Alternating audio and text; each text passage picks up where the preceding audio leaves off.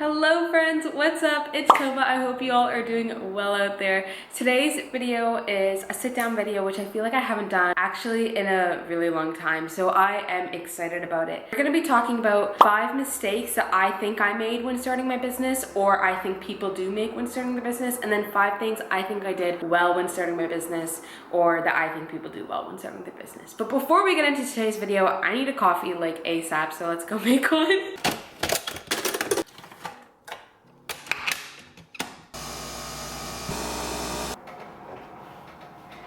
P.S. I'm wearing the new Rules shorts and they're coming back in stock hopefully at the end of June, and I'm adding a new color in it. I just want to show you because they're so comfortable, and it's finally over 20 degrees in BC right now.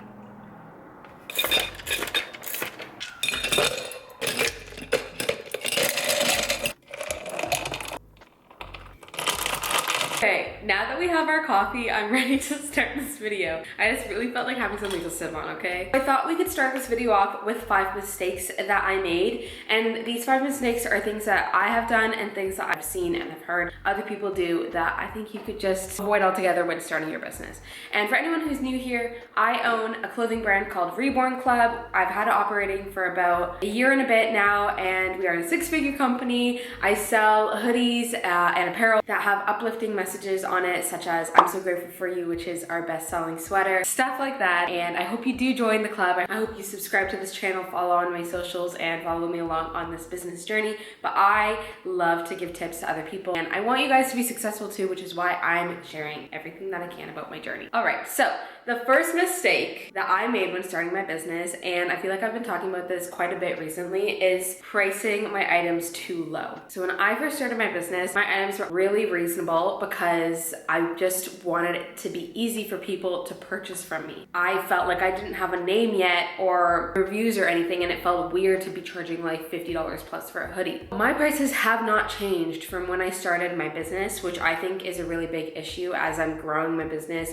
That means I need more supplies, I ship out more stuff, I need more space. I've moved. Like, my expenses keep going up, and I think it's totally fair for business owners to also increase the prices of their stuff. Also, inflation going on right now in the world. Everything is going up. If you are starting your business, I would say to do a lot of research on the pricing of your items first before you put it out in the public. When you think about pricing your items, I want you to think about your time, your supplies, the cost of goods, any customs or duties or shipping fees that may be included in that, and the price of shipping out an item, and if you're charging a flat rate shipping rate or if you're charging like whatever the courier gives you. These are all really important things to think about when pricing your items, and this is something I did not think about when pricing my items. I was like, okay, here's the cost of the hoodie, and here's the price that I'm going to make my items. I didn't think about anything aside from that, and that's a big issue because I feel like my profit, my margins are being eaten by inflation. It's expenses and things that trying to scale and grow your business will eat alive. Moving into my second mistake that I think I made when starting my business. I know I made this mistake. I didn't make a separate bank account for my business. For a very long time, everything that was coming in was just going to my bank account. Although it's not like I paid myself, it's very hard to still distinguish like what your money is versus what the business's money is. And when the time comes around for things like taxes, it's also very hard because you don't know like what's yours or what's not. And this is a huge mistake. I guess I just never thought Reborn Club would take it to 6 figures or take it too far. And I just got lazy and I didn't like make a separate bank account. So if you are thinking about starting your business, just make a separate bank account now. It'll make your life so much easier. And on top of that, something I do want to say is to set aside money for taxes. So once you hit $30,000 in Canada in sales, you do have to start paying taxes. Even before you hit $30,000, I still suggest that you put money aside for taxes because we're all gonna hit over $30,000. Okay, we're gonna be a successful company here. So that's another mistake I made. Like, obviously I'm giving myself a lot of leeway because it was my first year of business, but I wish I set aside money for taxes. I wish I made a separate bank account, and I just wish I treated the two as two different entities, not like, you know, Reborn Club is me and I'm Reborn Club. The third mistake is something that I personally didn't do, and I'm gonna dive into this actually in like the things that I think I did well when starting my business. But this is something something I see so many people do. This is something that I've heard so many business owners talk to me about when asking for advice, and this is buying too much stock. If you guys go back, like way back into one of my videos where it's like how I made a 5-figure month, I go into talking about how too much stock can actually be your worst enemy because it makes people feel comfortable with the fact that like your items are always going to be in stock, so there's no rush to order something because they're like, okay, it's always there. And then what happens is that desire fizzles out because they know it's always there, and a lot of the time people just like don't get it. Now this is not to say like years down the line when you have your business, I think it is important to have constant stock, because if you have a large audience, there should be people on your website every day buying something. But I'm talking about when you're first starting your business and you don't have that audience yet, like you're still developing your audience and your customer base. I think that buying too much stock actually hinders your growth. I think it kind of has the possibility of running your business dull. When I first started my business, I had restocks every week or every other week, and I would only buy a small amount, and then that would sell out. It would create hype for the next launch, that would sell out. You know how that story goes. If you're thinking of buying like, you know, 1,000 of something or hundreds of something, sit back. Ask yourself if you really need to do that. Also ask yourself, like, do you have a customer base yet? Because like none of my videos went viral from the beginning. It was just like building momentum. And that's what doing frequent drops does. Last thing you want is to be stuck with hundreds of inventory and not have it able to sell, because that really sucks. The fourth mistake that I see a lot of business owners doing, and that I did, is comparing your businesses to others. Every single business is so different. You guys don't know what goes on behind the scenes. In fact, yesterday I was meeting up with a new friend of mine, and we were talking just about business, and I was telling him that it's not as glamorous as YouTube makes it out to be or TikTok makes it out to be. No business actually looks how it looks on social media, and that's the truth right there. Please remember that. No business looks how it looks on social media. Every business owner knows how hard it is to own, to start, to continue to grow a business. It is extremely hard to be a business owner. There's many times where I have doubt, where I have imposter syndrome, where I feel like giving up. And I know now that comparing myself to another brand is going to get me nowhere. Every single company is different, and that also leads into the next thing I want to say under this mistake, which is so many people think that they don't need to start a business. Like, you know, they want to start a makeup brand, but they are like, there's so many makeup brands out there that it's too saturated, and I don't think my business is going to do well. To that I say, screw that ideology. Every single business can be special in its own way. If you are starting the business from your heart, with your own passion, with your own meaning, with your own story, then there's no way that your business could be like someone else's, because it's yours. It's unique to you. It's unique to your own story. It's unique to your own meaning. If you're starting a business for the right reasons, it doesn't matter if someone else has another hoodie company that has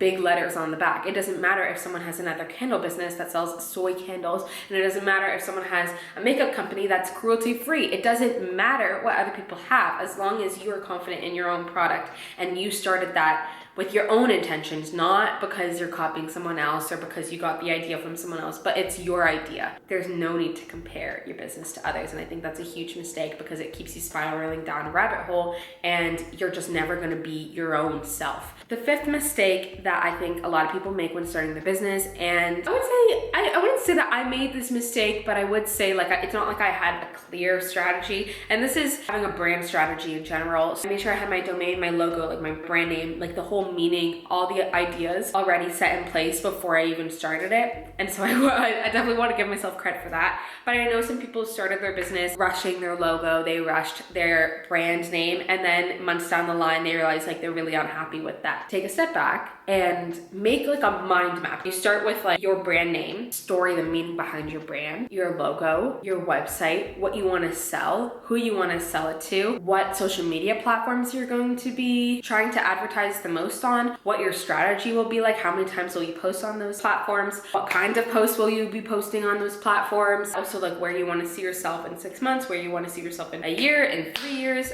I think it's really important to have a brand strategy in place because it'll keep you in line and it'll keep reminding you of your why, and it'll also keep you organized so you're not scatterbrained when starting your business. Okay, now moving into 5 things that I think I did well, or 5 things I think other people do well when starting their business. So the first thing that I think I did well when starting my business, and now this is actually very specific to what kind of business you own, because I don't think all business owners can do this, but it's creating your items locally rather than going through a cut and sew international overseas route. This is very niche specific. So if you are a business owner who is like a clothing brand and you do things like hoodies and crew necks and t-shirts and stuff like that, I think this is more for you. I'm not sure if this would be very specific for people who have very specific items, or I don't know, like anything outside of apparel. So I started my business by using blanks. A lot of my hoodies are blanks and they're printed here locally with my screen printing team that I've been using for a year now. They're printed in Toronto. So everything I do is locally made within Canada, which makes it extremely easy for me and less expensive for me because I don't have to pay any duties. I have a great team here in Canada. They're super quick. My turnaround time is extremely fast, which means I can restock often, which is really helpful when I started my business. This wouldn't be so easy if you were a company that got all your stock from overseas and had them cut and sewn, because everybody knows that can take 4 weeks to 9 weeks. Like, it's a very long process. I'm happy that I did things the way that I did because I think it's hard to build that hype. And obviously you're more inclined to buy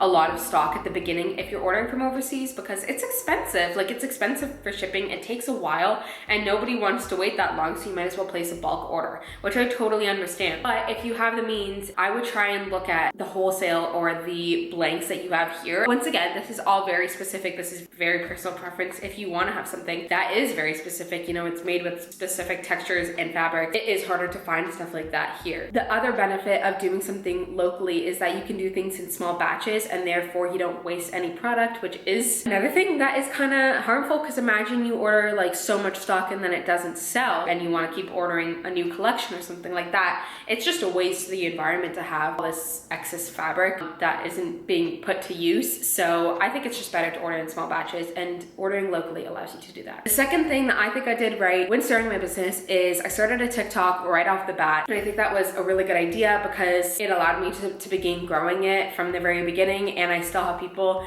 that followed me from the very beginning follow and support me now. I don't know, I think you have nothing to lose by starting your social media game right when you start it. Sometimes TikTok will work in your favor and you'll blow up like that. Sometimes you have to work longer, but the more videos you put out, the higher chances you have at your videos going viral, at more people seeing them. So I think it's very important that you start your social media right at the very beginning. Even if you don't have product in stock, I think you can still explain your story, build a hype, and explain what your brand is all about, even if you don't have product to show. The third thing that I think I did right when starting my business is that I actually didn't use ads. I tried Facebook ads once. I did it for a day and then I stopped, so I don't really count that as doing ads. Everything was organic marketing. It was TikTok, it was Instagram, it was Pinterest. It wasn't even YouTube so much at the beginning. I just exercised everything that I could with organic marketing and just hoped that someone would order, they would post about it. That would even attract 1 or 2 more people to order. They would order, they would post about it. You know, it's just organic.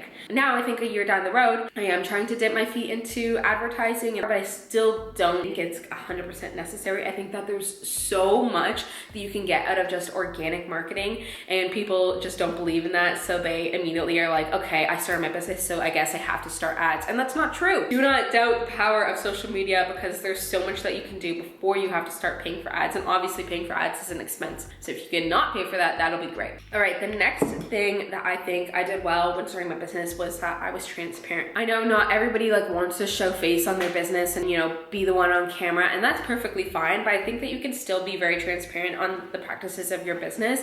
So explain the story, the meaning behind your products, and how your products are made. Being transparent helps build a community and kind of keeping people in the know of what a restock looks like, of what a launch looks like. I just think that people like to feel connected. Connecting to someone on an emotional level will retain them as a customer more than connecting to them on like a surface level, artificial level, if that makes sense. We are emotional beings, and if we get attached emotionally, or if we can target someone emotionally, there's a higher chance that they're gonna stand by your side, because now it goes way beyond, oh, I like this product, it's cool. It's now like, I like this product, but I also like the owner and I like what the brand stands for, and I'm so connected to them and I wanna see them grow. You know what I mean? The last thing that I think I did well when starting my business, and that I see other people do well when starting their business, is just doing frequent restocks. I kind of spoke about this in the mistakes portion. I think it's important important to do frequent restocks or frequent launches, or, you know, add in a new color here and there. I do think people have a very short attention span, unfortunately. If you take like a very long time between launches, I don't want you to get bored. I feel like it, you know, when you're first starting your business, these can be not that busy in the in-between stages of your launches. I think allowing yourself to have frequent restocks keeps yourself relevant. It keeps yourself doing something and working towards something, and then it keeps yourself consistent so you don't burn out or you don't just like give up on your business. I don't want to go too much into